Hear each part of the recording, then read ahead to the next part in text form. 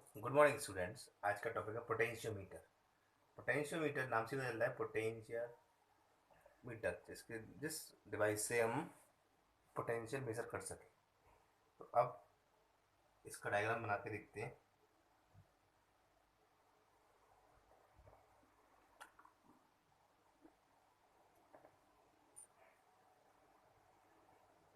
ये 400 की इसमें स्टेप्स लगी होती हैं।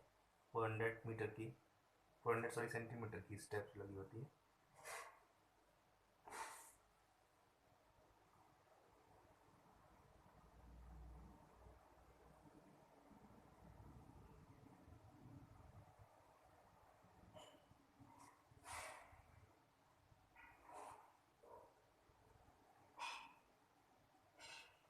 और यहाँ से reflection 1 metre 1 metre 1 metre 1 metre total हो गई 4 metre.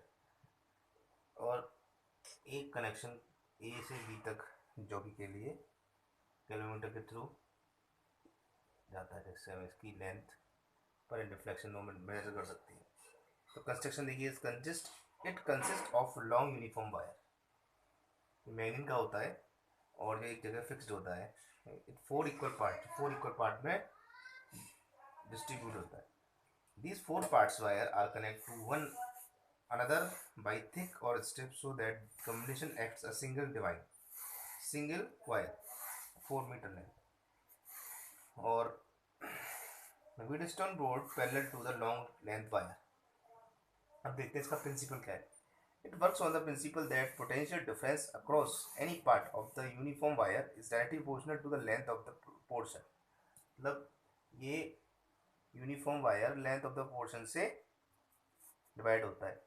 When constant current pass through this wire, formula होता है V equals to R I, R equals to rho L upon A. V equals to I rho L upon A, I rho upon A L. इन दोनों में first और second में compare कर देते हैं। आई रो एल अपॉन ए, तो V equals तो K इक्वल्स टू क्या हो जाएगा बच्चों? K इक्वल्स टू हो जाएगा I rho upon A. V equals to K L, और V अपॉन एल को बोलते हैं पोटेंशियल ग्रेडियंट। इससे प्रूव हो गया V directly equal to L. Difference between, फिर से देख लीजिए, V equals to R I, R equals to rho L upon A, V equals to I rho L upon A.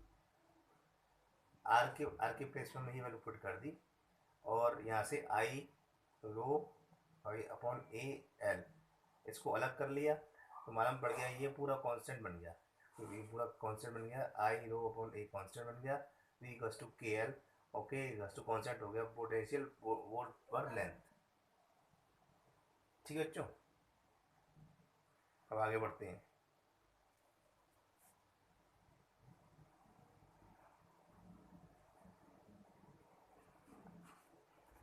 Difference between potentiometer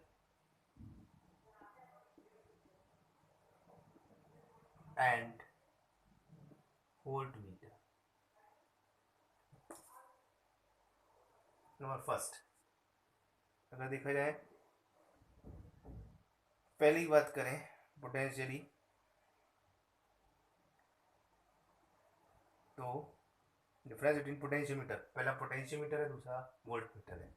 it acts like an ideal voltmeter, ये ideal voltmeter की तरह से काम करता है, of infinite resistance. इसका resistance infinite होता है, तो इसे बोलते हैं आइडियल वोल्टमीटर, इनफाइनाइट रेजिस्टेंस। और ये करता है, ये ऑर्डिनरी रेजिस्टेंस, ये ऑर्डिनरी इंस्ट्रूमेंट है, तो रेजिस्टेंस कैसा होता है? Finite resistance. Number second, it works null method, और नल मेथड अगर जब डिफ्लेक्शन नहीं होगा तब ये पता चल सकता है कि वो बैलेंस पॉइंट कहाँ है। लेकिन तो इसका मतलब it works on null method, और ये it works on deflection method. Deflection method. Number third, it's a very accurate device. Potentiometer की बात करें बच्चों तो ये एक एक्यूरेट डिवाइस है, जबकि जबकि वोल्टमीटर एक अप्रोक्सीमेट वैल्यू को देता है। तो लिख देंगे is very accurate, it is very accurate device, और it is very approximate instrument. Number fourth, no current drawn from it from the cell to be measured. इससे करंट मेजर नहीं कर सकते, जबकि उससे कुछ भी मतलब इससे नो करंट ड्रॉन, कोई करंट नहीं लिया जाती from it from the cell to be measure, measure करने के लिए। और जबकि इससे देखा जाए पोटेंशियल वोल्ट मीटर से सम करंट के drawn from cell to measure, cell से कुछ करंट लिया जा सकता है। नंबर 5, इसकी सेंसिटिविटी बड़ी हाई होती है। सेंसिटिविटी इज वेरी हाई, जबकि इसकी सेंसिटिविटी इज वेरी लो। और ये नंबर लास्ट पॉइंट है 6, it is very large size. इसका साइज बड़ा होता है, large. It is very small size. एक डिवाइस होता है जैसे देखा होगा लैब में वोल्ट मीटर को, it is very small size. तो फिर से पता कर लेते हैं ये आइडियल वोल्ट मीटर का, आइडियल वोल्ट मीटर की तरह से काम करता है। इसका इनफाइनाइट रेजिस्टेंस होता है, और ये छोटा सा जो इंस्ट्रूमेंट है फाइनाइट रेजिस्टेंस का। It works on null method, it works on deflection method. It is very accurate device, और it is approximate device. It no current drawn from it, और इसे सेल से करंट ली जा सकती है। और is sensitive, it is not sensitive, it is very, इसकी sensitivity very high होती है, सेंसिटिविटी बहुत कम होती है। लार्ज साइज में होता है, ये स्मॉल साइज में।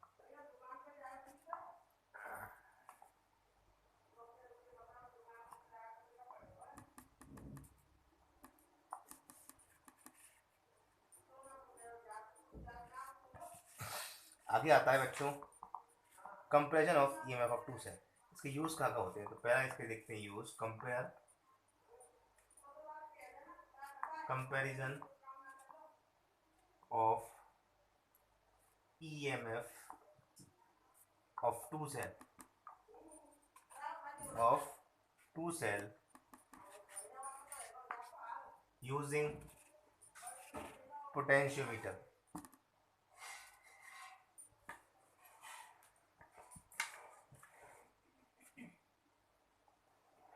इसे कंपैरिजन करने के लिए comparison of EMF of two cell using potentiometer. तो देखिए कंपेयर कैसे करते हैं। इसका डिवाइस बना दी इस तरीके से,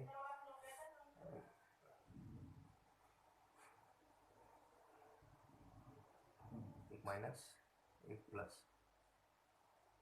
और रियो स्टेट से इस तरीके से कनेक्ट कर दिया।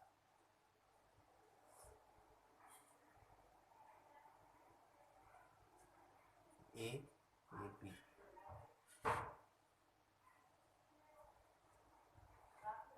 दो सेल लगा दिए।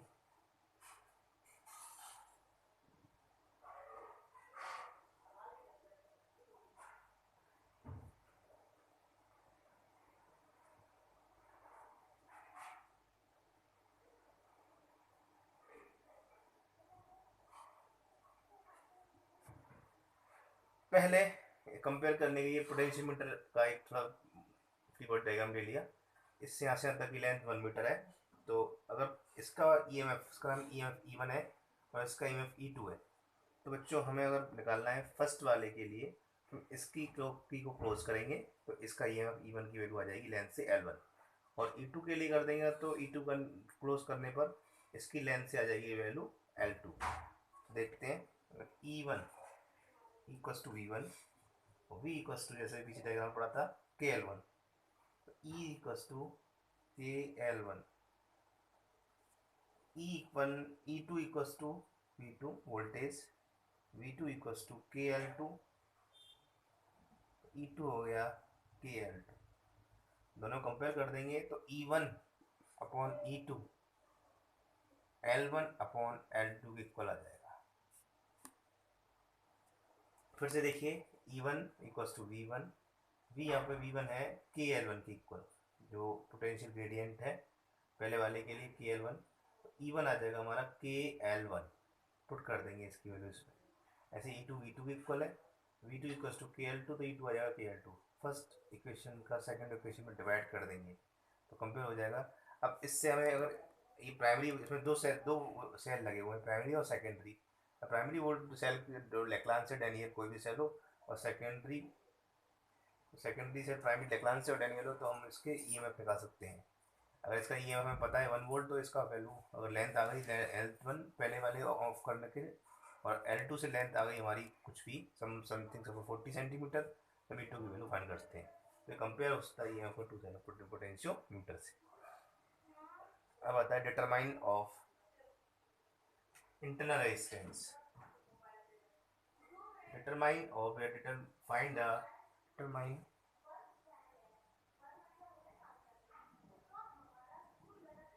determination of internal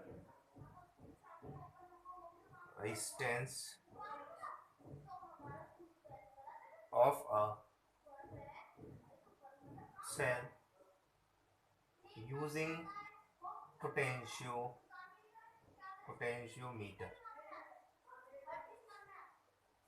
इसे निकालने के लिए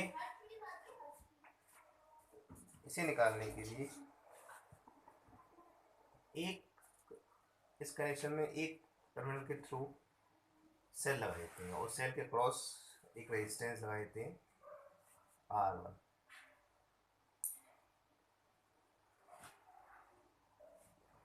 ये गैल्वेनोमीटर, इसमें डिफ्लेक्शन हो रहा है, और इससे जॉकी दूसरी तरफ से देखो, ये पूरी लेंथ 100 सेंटीमीटर या 1 मीटर। तो बच्चों जैसा कभी बताया था मैंने कि पहले सेल के लिए या एक ही सेल है इसमें, तो E1 की सेल से अक्रॉस एक रेजिस्टेंस लगा हुआ है, उसकी वैल्यू, उसका ग्रेडियंट कितना है K2।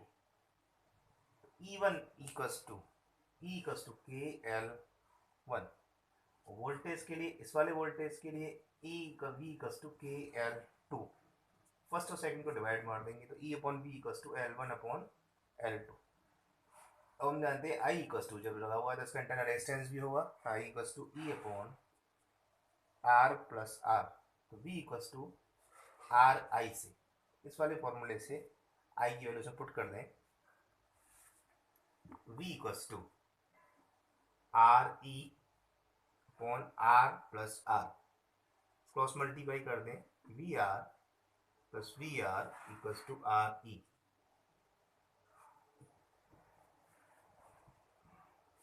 इसको सॉल्व कर सकते हैं हम आगे। VR equals to RE minus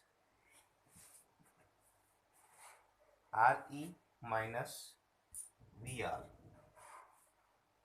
R equals to यहाँ से आ जाएगा RE बाई V माइनस 1। अब ये E बाई V की वैल्यू L1 अपॉन L2 से पुट कर दें, तो R equals to R L1 by L2 minus 1, R equals to R L1 minus L2 by L2। इस फॉर्मूले की हेल्प से हम इंटरनल रेजिस्टेंस इस सेल का फाइंड कर सकते हैं। फिर से देखिए, इस तरीके से एक सिस्टमेटिक डायग्राम देख रहे हैं। अब इसमें एक यहाँ से यहाँ तक की टर्मिनल की डिस्टेंस 1 मीटर है, इसके कनेक्शन इसके अक्रॉस एक सेल लगा हुआ है जिसका रेजिस्टेंस R, इसका इंटरनल रेजिस्टेंस स्मॉल r, और रेजिस्टेंस इसके थ्रू लगा दिया वो R का है। तो ई इक्वल्स टू जो हमारा ई एम एफ हो जाएगा वो हो जाएगा के एल वन, तो वोल्टेज हो जाएगा K L two, E upon B equals to L one upon L two divide कर दिया। आई का formula E upon V upon R plus R, इसलिए आया क्योंकि सेल है तो सेल का भी रेजिस्टेंस होगा, उसकी वैल्यू स्मॉल आर है। ये तो हम लोग से पता ही है आपको, I equals to V upon R R होता है, तो V equals to R I के अंदर आई की वैल्यू पुट कर दी, ये आ गई, तो क्रॉस मल्टीप्लाई किया तो V R plus V R R E, V R equals to यहाँ ले गए तो R E minus V R, small R निकालने के लिए डिवाइड मार दिया, आर से आर कैंसिल हो गया, वी आर और R equals to R L one upon L two, E one E upon B की वैल्यू होगी L one upon L two, इसके अंदर माइनस वन, तो आर आ गया R upon L one minus L two upon L two, ये बच्चों इसका फॉर्मूला। अब इसे बेस्ड न्यूमेरिकल करते हैं, देखते हैं कितने बच्चे कर सकते हैं इसके न्यूमेरिकल। दिया हुआ है क्वेश्चन में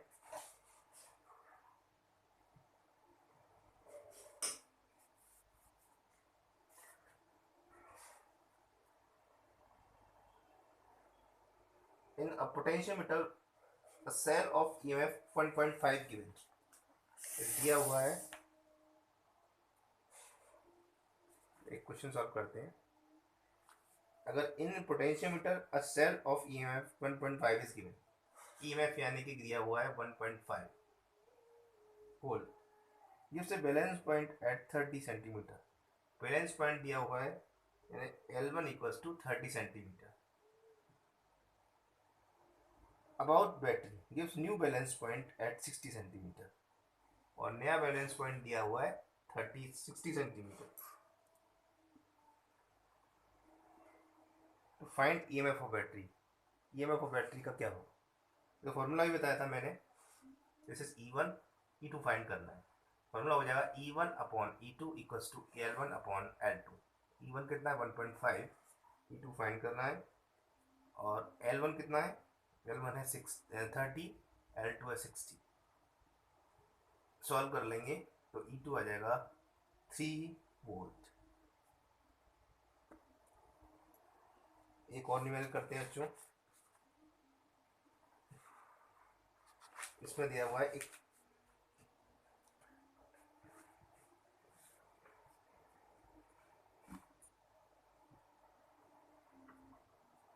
potentiometer with 1.5 cell is used to finding an internal resistance 1.412 volt.